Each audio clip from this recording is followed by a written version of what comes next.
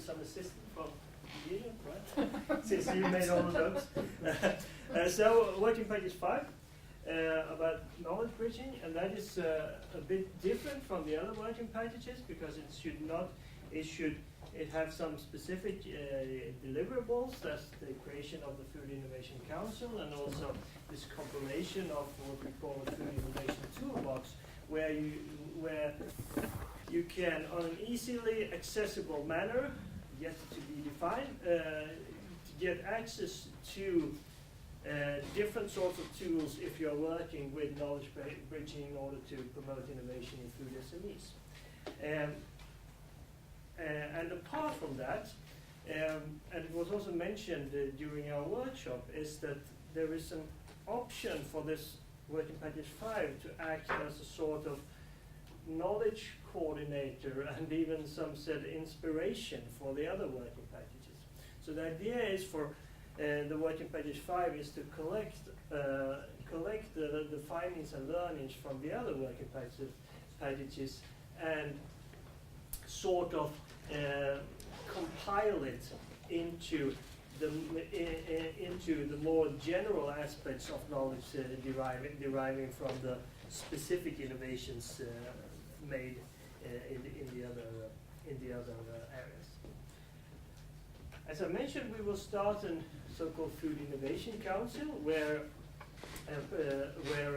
people from the associated partners, in particular, will be able to participate, and there we should, collect and discuss the different findings, both within the project, but primarily of the work that has been done so far, and also with combination for some bench learning and foresight outlook. We have more or less decided now that the first meeting will be on January the 23rd in Lund. And I will invite all of you who has not been participating to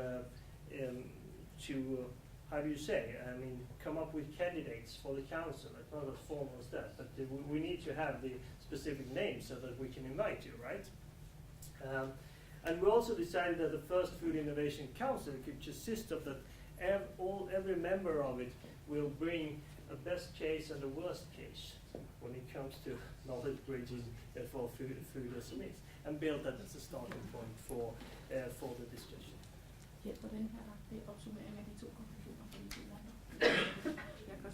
Yeah, or you can take over from me, and because it will be even impossible for me to interpret that, and especially without my glasses. So maybe for me too. Yeah, perhaps. But give it a try. Begin it. Thank you. Really, what we were the two rounds gave different aspects and very important inputs. Yeah. During the first round, we would, and I surely too do have to put this up into a larger font.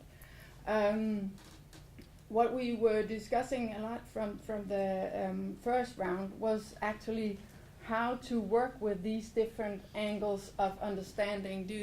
What is knowledge bridging? Is it knowledge institutions supporting by bringing knowledge to the SMEs, or more widely, what does it take for SMEs to be able to adapt the knowledge from the knowledge institutions? And connecting to that, what is knowledge bridging?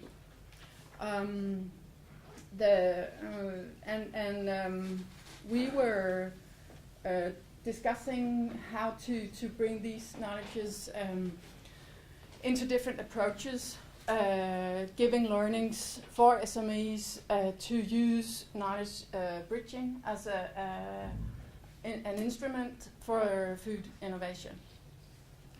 We would using cases was one of the suggestions made. Also,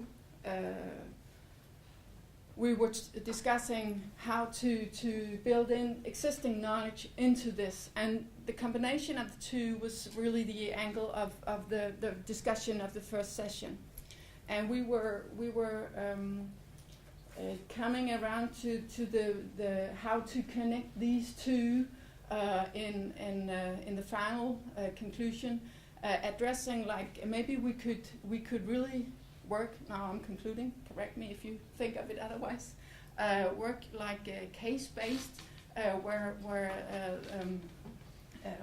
council members or workshop participants could present a best case, knowledge bridging, what went really well, also presenting what went really wrong in a knowledge bridging experience, in order to collect the needs of SMEs to use knowledge bridging as a tool for better food development and innovation.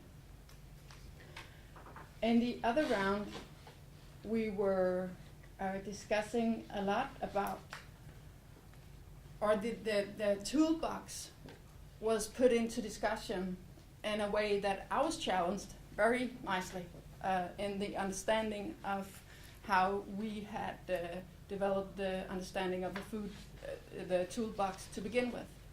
And we had many interesting suggestions as how can the knowledge from and the learnings from the other VPs be put into the work of WP5 into it was not discussed as an instrument, but as a platform,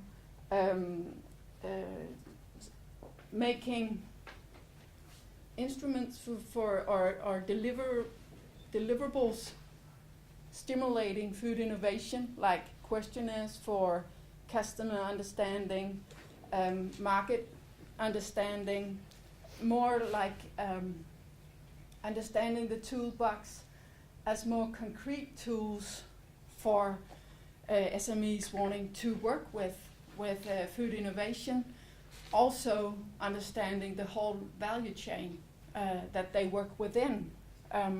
So it was much more like concrete ideas as how to develop a food innovation toolbox, giving possibilities for SMEs to work with food innovation. Also, it was suggested to work so much more cross-border perspective by, for example, pitching ideas about cases that was a problem in one country, and maybe using pitches for inspiration as to how to work with different aspects of food innovation. That's that SMEs were experiencing. Finally, we came into a discussion as how education is a very functional instrument, and maybe the most important instrument for knowledge bridging. Please, can you? Yeah, not only, well, perhaps not education as such, but the persons, the students. Yeah. The students as such, as they are knowledge bridgers as such, because both during the education and also after the education, they will actually be there in the food SMEs and other places. So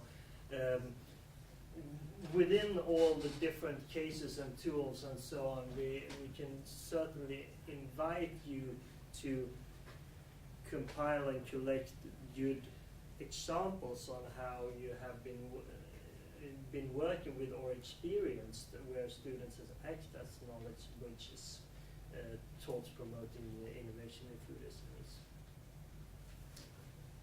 Okay, thank you.